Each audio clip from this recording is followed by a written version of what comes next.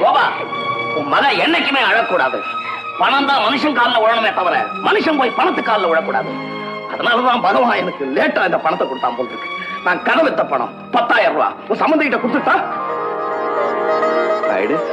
கடன்பட்டு கல்யாணம் பண்றமே நினைக்கிறியாப்பா?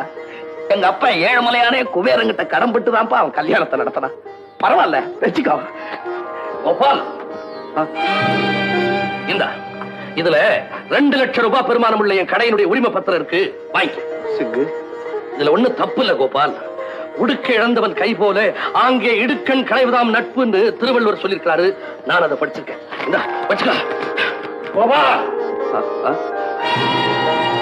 இந்த என் மகன் பேர்ல நான் போட்ட 50,000 ரூபாய் இன்சூரன்ஸ் பாலிசி.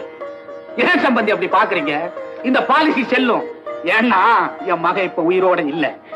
அத்தோட பேங்க்ல என் கணக்குல 20,000 ரூபாய் பணம் இருக்கு.